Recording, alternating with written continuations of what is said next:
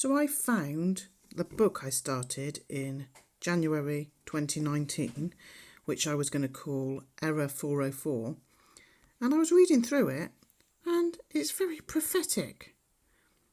I think I predicted the future, so I'm going to give you a little read. 3:33 p.m. The internet was switched off. 13 years earlier, Hazel found herself walking outside. She was becoming a recluse, so walking outside was a big deal. It meant people, eye contact, hellos. Hazel wanted to save humanity. She just didn't want to have small talk with it. She had always struggled with social interaction, and the death of her mother had given her a legitimate reason for not socialising, not engaging in society, not existing outside of her own head. She was reminded of when she had been sat in the back of a car on her way home after a short stay in hospital. She was an emotional person anyway, so it wasn't surprising that she burst into tears at seeing hordes of people on the street, taking everything for granted. After her very small incarceration, she realised how important small things like window shopping are, and how we would miss them when they were gone, and they would be gone. So she tried to enjoy it as much as she could. In reality, it was a necessity. She had to acquire, hoard, save the world by saving the tat that other people were throwing away at an ever-increasing rate. Today she was doing her duty by trawling the charity shops again. She was a familiar face in them, much to her disdain. Why did she want to help these bloody idiots anyway? They laughed at her behind her back. They laughed at her to her face. She stopped handing out flyers about the dangers of 5G. She stopped putting up posters about the dangers of vaccines. There was only so much spit you could wipe off your face until you gave up. Her reputation for being a freak was well established. It didn't take much for people to take this to the next level and accuse her of abominable acts. But this would come a bit later. The trees were the most important thing to enjoy. Whenever she came across a leaf on the ground, she would ferret it away to press later on in order to preserve this once life-giving miracle. No one picked flowers or pulled leaves off of trees anymore. It wasn't illegal. It was immoral. It was autumn, so she had plenty to choose from. She always refused to pick up the most beautiful one. She went for a small torn one. Anyone else would have ignored it, stood on it, not noticed it at all. She still had the strange compulsion to stare at one blade of grass or one petal on a now rare flower and stare at it until it was out of her eye line. She wanted to notice it, be the only one who noticed it, elevate it. She reached the first shop. This always gave her a pang of excitement. Teacups and old beaded necklaces were what she usually went for. Unfortunately, there was not much in today, but she did notice something under a pile of doll's clothes. It was rusty and old. She brushed the tiny cardigans off into the box they were supposed to be in and picked the brown gold turquoise object up. It was an old tea caddy. It had a depiction of an old woman on the lid. She had a white linen cap, a red shawl, a blue apron. She was sat in an old deep brown chair facing an open fire. She was holding bellows and was igniting the embers in front of her in order to heat the old black kettle perched on top. There were gold diamonds decorating the edges. These faded in comparison to the image. Who was this woman? Was she real? Did she ever sit and fan the flames of that fire? Was she the artist's mother, grandmother, neighbour, figment of their imagination? With horror, she realised she would never know. Ever. The only evidence that this woman ever existed, whether in the third dimension or in someone else's daydream, was this image. How terrifying. This was when Hazel realised what her job was, her purpose, her revolution. She realised it wasn't about thousands of people taking to the streets. That's what they wanted. That would herald in martial law even quicker. There was no such thing as a peaceful protest anymore. Agent provocateurs didn't even try to blend in now. They became smug in the knowledge that they were batting for the winning team. Also, people had become helpless. They hadn't, of course, but they perceived themselves as helpless. If they had an inkling of what was going on, they believed they couldn't do anything to stop it. But these were still in the minority. The vast majority of the problem were the zombies. There were zombies now, exactly like the films predicted. Exactly. Dead inside, self-serving, unable to form coherent speech, oblivious to the world around them, walking aimlessly around in a self-absorbed bubble, usually in a shopping mall. Collectively, in the UK alone, smartphone users picked up their devices 1.1 billion times per day. People were walking into lampposts, bumping into each other, getting hit by cars, ignoring their friends and families, buying food, banking, getting directions, finding love without even looking up. Mood swings were on the increase, as was jealousy, relationship breakdowns, memory loss and narcissism. Zombie babies were weaned on them. Everything they ever learnt came from a small shiny scrying pool. Yet no one asked who the magicians were behind the illuminated screens. No, revolution had to be a quiet affair, in charity shops and kitchens, utilising the human mind and the human hand. Each person had a part to play. She couldn't do anything about the zombies, but she could do something about herself.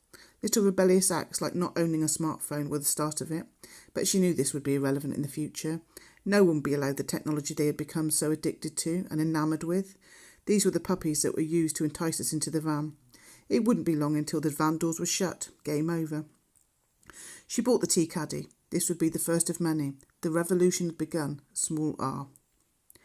3:34 p.m. People rolled their eyes and flipped their on-off switches like mildly annoyed children. She wasn't as mindful on the way home as she usually tried to be. She didn't usually want to miss anything, take anything for granted. She knew she had to retain this memory of a semblance of freedom for her future. Her mind was on other things now, the small r. What would it look like? What would it involve? What would she have to do? Too many ideas were racing around like rowdy children, all vying for attention, giggling and screaming, skipping and playing in brightly coloured clothes, bumping into each other, jumping on the furniture. Her pace quickened to match theirs. Chattering, laughing, striding forwards. Her heart was now overtaking all of them. It was going to get home before any of them. It began to take over, to expand. She saw in an instant everything that was and ever would be. She saw the birth of the multiverse. She saw its death. Everything was as important and as meaningless as everything else. The only thing that mattered was that none of it mattered. She had a choice. Be a part of its end or make it matter. Remember why it mattered. Demand that it matter. She looked at her hands. She looked at her feet. She imagined her internal organs, her heart, her brain. Such a strange, fragile tool to save the world with. She was rudely jolted out of her existential crisis.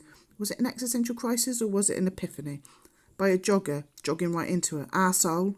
She wanted to save the world. She still didn't want to interact with it. She closed her front door behind her, away from the glare of the sun, into the safe, encompassing darkness of her hallway. She leant with her back against the door, and see small dust particles dancing in the light of the pane of glass, unseen in darkness. The dust reminded her of Shiva as a cosmic dancer, particles moving, bumping into each other, creating and destroying. She saw the flaw in their aim game. They wanted to destroy, but in order to destroy, you have to create. They'd created her, and many like her, rummaging in other people's casts off, handing out flyers only to be spat at, deleting their social media accounts, writing, reading, learning at an accelerated pace. As fast as they were destroying, they were creating. This gave her a new impetus, maybe not quite hope, but it was a start. Organise. Not a term she felt that familiar with. She would need to get organised. She would need to have a plan. She would need to quieten the children for a start. She had tried everything in the past. Meditation, distractions, abstractions, meditation, isolation, conversation. The only thing that worked was pizza, Chopin and the dog, all together at once. Cooking the pizza alerted the dog. Putting Chopin on didn't seem to affect him either way. Eating the pizza sent him into a dramatic frenzy of hunting for gifts to bring in return for his share. It was usually socks or tea towels. This time it was an old biscuit packet that he had obviously hidden away for this very moment. It was funny. It lightened the mood. It helped settle her mind, always. Her kitchen had become her safe space, her prison. She was a prisoner who held the key to her cell. She chose not to use it. She fell into rabbit hole after rabbit hole after rabbit hole, thanks to the vast array of conspiraporn she found herself unable to disengage from. She took notes. She had reams and reams of notes. She had filled notebooks, scribbled on envelopes, receipts, bits of anything that held ink. Even then she was aware of how much we take paper for granted. She almost felt guilty for wasting it, but wasted it nonetheless. The only time she came up for air was to watch or read dystopian material. She was suspicious of e-books. She had visions of everything that had ever been written, ever been thought, ever been painstakingly taken out of our organic vaults and laid meticulously out on white rectangles for everyone to see, being wiped off the face of the multiverse. This was her excuse to become a hoarder. Of books, of craft materials, of pens, pencils, rubber stamps, ink, paint, anything that you can make a mark by a human hand.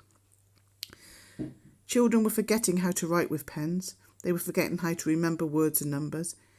The act of brain to hand to word was being lost. She remembered how frustrating it had been when she had misspelled something at school with a pen, or even a pencil for that matter. How many times she had had actual holes in textbooks through trying to erase a mistake. Now you press delete. You could delete or trace it you'd ever even formed a shape, a symbol, a sigil, a letter, a word, a sentence, a manifesto, a scripture, a love poem, a letter, a protest song. How long until the delete button continued on its way through the screen into our fingers, up through our arms, our bodies, heads? How long until absolute deletion? We spell words, we manifest, create, define our realities with symbols that create the vibrations that make up everything. Take them away, and all we can ever be is controlled. We have freedom and immortality, and we don't even realise it. But for how long? Hazel picked up a piece of paper and tried to imagine its timeline, its past, its present, its future. She knew her fate relied on this small, fragile piece of wood pulp. She wrote on it, folded it carefully and put it in her pocket. 3:45 p.m. Millions of people are on their phones. Years of listening, reading, watching, ingesting information from thousands of sources had at first confused, depressed and almost destroyed her. Everyone was on a journey to discover the truth. Some people just didn't know it, so did not pursue it. Instead, they allowed themselves to be spoon-fed lies and became greedy for them, rejected their friends who came close, rejected themselves. Otherness became God, to become anything else except who you were. It started with wanting better than their predecessors. They believed the history they were told. They believed that the people who came before were savages, less than. They believed that time had given them an advantage, that their leaders were creating new, exciting technologies for their betterment. Keeping people in poverty often led to uprisings and revolt. The best way to keep people from knowing the truth was to keep them semi-comfortable, not in dire poverty for the most part. Of course, poverty was needed to remind people what their fate could be if they did not toe the line, work, pay taxes, stay within the law, obey. But on the whole, the little corner of the world Hazel's fate had decided she resided in was semi-comfortable. Working got you a holiday abroad, nice clothes, carcinogenic smells, friends. Taxes got your bins emptied and a 6-month waiting list to cut out whatever the carcinogenic smells put in. Staying within the law allowed you to keep your possessions and your freedom to work and pay taxes and buy carcinogenic smells. Work, paying taxes and obeying laws did exactly what they said on their tins. What other truth was there?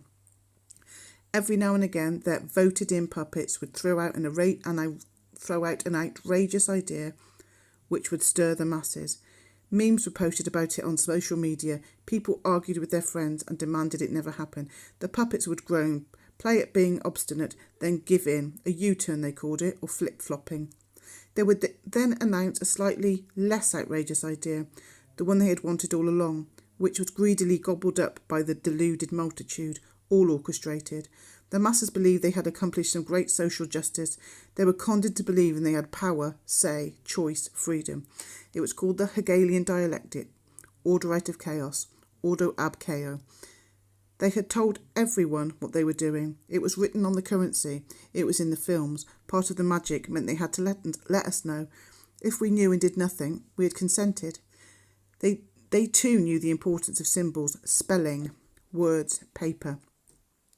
A growing number of people were beginning to see through this, however. This was one of the inevitable downsides of letting us have the internet. They needed us to have it, so we became dependent on it for the big switch off.